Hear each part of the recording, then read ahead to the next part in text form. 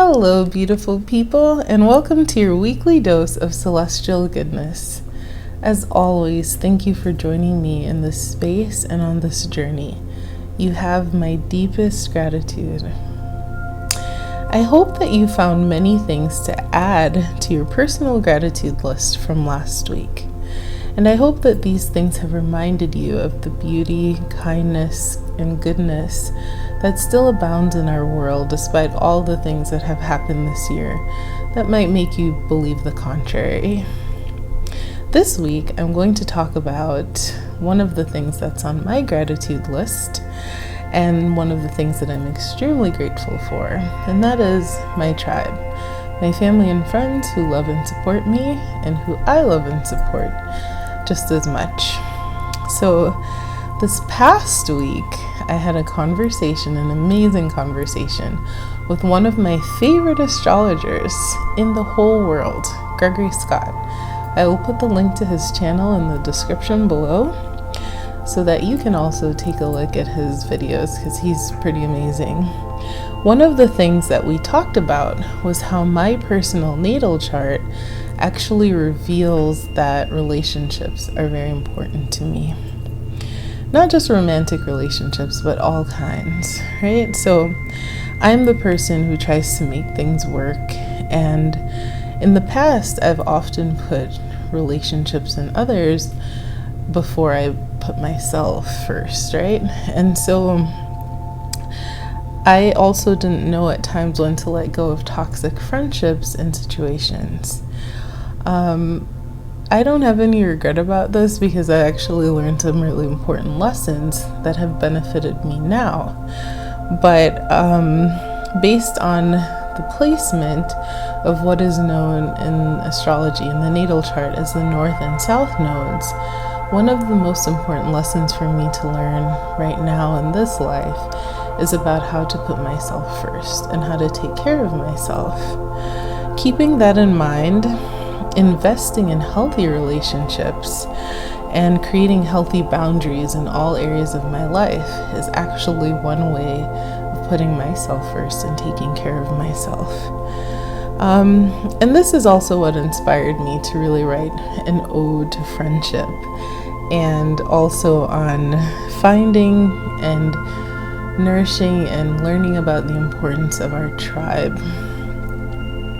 Pablo Neruda, who's one of my favorite poets of all times, he's a great Chilean poet, he said, "Give me the sorrow of the entire world, and I will turn it into hope." This pandemic has really heightened my sense of gratitude and appreciation for the people that make up my tribe. I'm more cognizant than ever of what it means to be physically present with someone else, and how just simple things like going to brunch or having a friend reunion, or what beauty there is in a deep hug, right? We are taking on the sorrows of the pandemic in the world, but when we are loved well by those in our tribe, even at a distance, we do not lose our sense of hope, and that is very important. Neruda was also a lover of writing odes. In fact, he wrote over 225 of them, and they included things like Ode to the Artichoke, Ode to Socks, and even an Ode to the Dictionary, which is really just an amazing piece of poetry. So check him out. Also, when I lived in Spain, I found out that when he lived in Spain, he would have lived like almost right across the street. So that was pretty cool. So what is your tribe and how do you find them? Jennifer Pasteloff wrote this amazing quote. She said, "Find your tribe. You know, the ones that make you feel the most you. The ones that lift you up and help you remember who you really are. The ones that remind you that a blip in the road is just a blip. They are the ones that when you walk out of a room, they make you feel like a better person than when you walked in. They are the ones that even when you don't see them face to face as often as you'd like, you see them heart to heart. You know that kind of tribe. I love that, and I picture the faces of the people who make me feel this way whenever I read that quote. One of the most important lessons that I've learned, especially within the last several years of my life, is that we have to learn what healthy relationships look like. For me, this looks like love, it looks like care, it looks like compassion, it looks like respect, trust, honesty, independence, freedom, peace, and understanding, mutual understanding. Our tribe helps us to make life more meaningful, to provide support in many different forms, and to feel love. There is scientific evidence that healthy relationships also help with many other things, including a longer lifespan and mental and physical well-being. What do healthy friendships look like for you? You know, that's a good question to ask yourself. Do you know what that looks like? Are you able to recognize the signs of a toxic friendship? In addition to learning what healthy relationships look like, we must also learn when a relationship has run its course and how to let go of those relationships, toxic friendships, and situations. Everyone can have a bad day, but with a toxic friendship, a bad day turns into a bad week, a bad month, a bad year, and soon many years. These relationships form a pattern in which you are left drained, with low self-esteem, anxious, and feeling very unsettled. These kind of friendships can also teach you bad habits and potentially create a situation in which you believe all friendships are like this, or where you just give up on having friends altogether. You know, I'm asking you to please don't give up on good friendships. They're very important. I primarily grew up with what I'm now realizing were some deeply intuitive women. They just seemed to know things, and even when I thought I was more clever than they were, they would come up with some old Jamaican proverb or saying and leave me to think things through on my own, and ultimately get to their way of seeing things. When I was younger, my mom, my aunt, and grandmother used to love to say, "Not everyone is your friend." And in Jamaican, they'd say, "If you lie with dog, you'll get fleas." My patois obviously isn't that strong because I want you to understand the meaning, right? If you lie down with dogs, you will get fleas. That means watch who you keep company with, because whatever goes on with them is ultimately going to get to you. I knew things weren't good if I introduced them to someone and they said that their spirit didn't take them. If a Jamaican says that, that is not a good thing. They just aren't feeling that person, and they might not know what it is right now, but they'll let things unfold, and ultimately they're going to be right about what their intuition was telling them. The few times that I've gotten these warnings from my family and even from my own intuition, and I didn't listen, it always resulted in some kind of heartache or dramatic situation that I really could have done without. What they're saying, though, is also rooted in some solid wisdom. The first thing is, we must learn how to trust our inner guidance and intuition when it comes to people. Oftentimes we start hanging out with someone, they leave us feeling drained, or we get a sense that if I hang out with this person, there are going to be some crazy things happening. But we hang out with them anyway. The famous motivational speaker Jim Rohn said that we are the average of the 5 friends that we spend the most time with. Most of us have also heard the quote, "Birds of a feather flock together, and iron sharpens iron."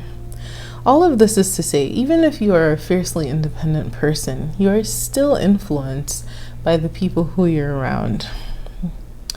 And it matters because, they have an impact on our life and on our thinking.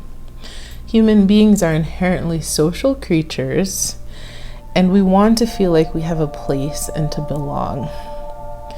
We want to be part of a tribe. I encourage you as well to find friends from all walks of life and also all different age groups.